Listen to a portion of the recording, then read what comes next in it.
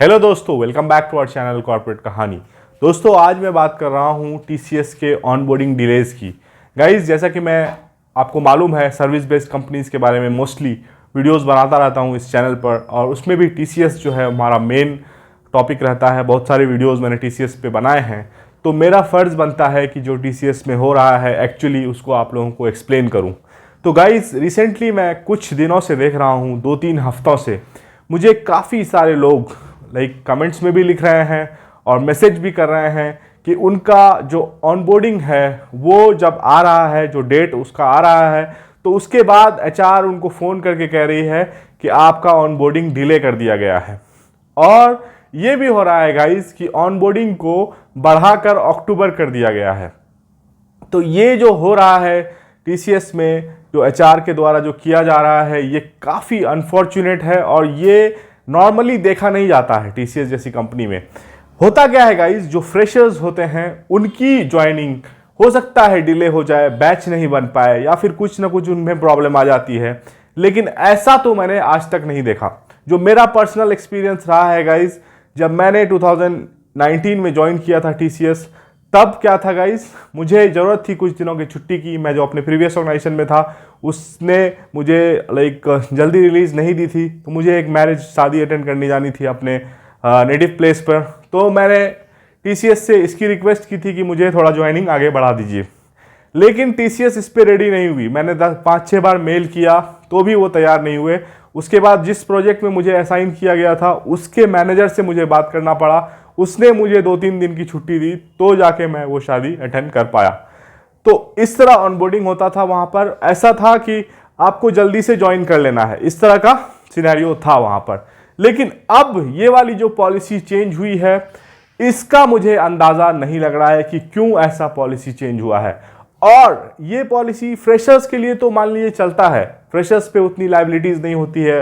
हो सकता है मोस्टली जो फ्रेशर्स होते हैं वो बैचलर्स होते हैं, उनकी शादी नहीं हुई होती है, उनकी फैमिली उन पर बोझ नहीं होती है, या फिर उनकी फैमिली को लाइवलीहुड के लिए पैसे नहीं देने पड़ते हैं उन फ्रेशर्स को, तो उनका चलता है। उनका भले ही आप 6 महीने डिले कर दें या साल भर डिले कर दें, ऐसा अक्सर हर कंपनी में ऐसा होता है।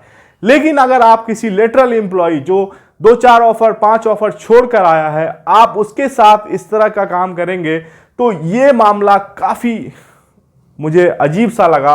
और मुझे लगा कि मैं आप लोगों को अवेयर कर दूं, अगर आपके पास टीसीएस का भी ऑफर है तो एक बार आप यहां पर थोड़ा सा समझ जाइए, एक बार एचआर से आप कंफर्म कर दीजिए कि आपको ऑनबोर्डिंग वो दे रहे हैं या नहीं दे रहे हैं। क्योंकि इस तरह से टीसीएस के लालच में काफ़ी लोग फंसे हैं और उनको बोला जा रहा है कि आपको अक्टूबर में ज्वाइनिंग दी जाएगी। तो अब तक जो इतनी सैलरी, उनका जो नोटिस पीरियड ख़त्म हो रहा है अपनी कंपनी में, जो ये टाइम होगा अक्टूबर तक का, उनमें उनको सैलरी नहीं मिलेगी। जब उनको सैलरी नहीं मिलेगी तो उनका घर कैसे चलेगा, सबसे बड़ा सवाल यहाँ पर ये खड़ा होता है।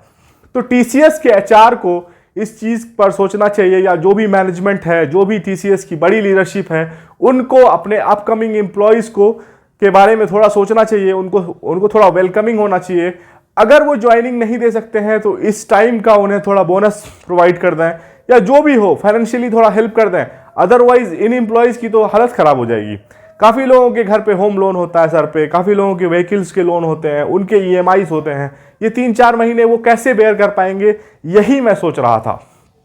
तो गाइज, मुझे एक चीज़ समझ में आ रही है कि अगर आप थोड़ा सा इस पर वॉइस रेज करेंगे, इस पर अगर आप बात करेंगे, अगर ये चर्चा में ये चीज़ें आ जाएंगी, लिंक्डइन पर अगर आप इस पर लिखने लगेंगे, तो हो सकता है टीसीएस के एचआर तक ये बातें पहुंच जाए, या सीनियर लीडरशिप तक ये बातें पहुंच जाए।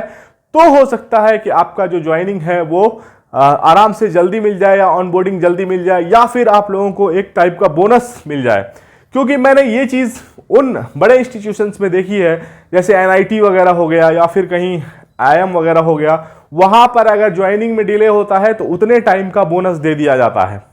तो आईटी एम्प्लॉयज़ जो यहाँ पर उन टीसीएस ज्वाइन कर रहे हैं, तो उनके लिए भी कुछ ऐसा प्रोविज़न जरूर टीसीएस जैसी बड़ी कंपनी कर सकती है, जो कि अभी नहीं कर पा रही है। तो मेरा रिक्वेस्ट आप लोगों से ये है, जो भी बड़े इन्फ्लुएंसर हैं आईटी में हैं, जो यूट्यूबर्स हैं आईटी के, वो लोग भी इस पर वॉइस रेज करें और इस चीज़ पर बोलें, ताकि वो जो हमारे फेलो कॉलीग्स हैं, जो हमारे दोस्त हैं, जो हमारे जूनियर्स हैं, जो टीसीएस ज्वाइन कर रहे हैं, उनको इतना लंबा लंबा डिले झेलना पड़ रहा है, उनकी हेल्प हो सके और उनको ज्वाइनिंग अगर टाइम पर ना मिले या ऑनबोर्डिंग टाइम पर उनका ना हो तो फाइनेंशियली आप उसको इतना दे दें कि उनका ईएमआई ना रुके, उनका घर चले, उनको प्रॉब्लम ना हो। और सबसे बड़ी बात यह है कि मोस्टली लोग जो है ठगा हुआ फील कर रहे हैं। होता क्या है गाइज, एक एक बंदे के पास दो दो ऑफर होता है। कई एम्प्लॉयज़ ने हमें कमेंट किया उनके पास एचसीएल का भी ऑफर है, टीसीएस का भी ऑफर है और भी सारी कंपनीज का ऑफर था। उन सबको वो रिजेक्ट करके आपके पास आ रहे हैं। जब आपको वो चूज कर रहे हैं तो आप अगर इस तरह से लेट करेंगे तो उनको लगेगा ना कि उनके साथ धोखा हुआ है, उनको ऐसा फील होगा कि उनके साथ बहुत ही गलत हुआ है। इससे कंपनी की जो क्रेडिबिलिटी है, टीसीएस जैसी कंपनी जो कि one of the trusted company है, रतन टाटा की जैसे बंदे की कंपनी है, उसमें अगर इस तरह का होगा तो और काफी बुरा मैसेज जाएगा बडिंग टीसीएसर्स को जो कि टीसीएस ज्वाइन करना चाह रहे थे। लेकिन अगर वो ऐसा सिनेरियो देखेंगे तो वो जरूर उनको लगेगा कि भाई मैं गलत जगह पर जा रहा हूं।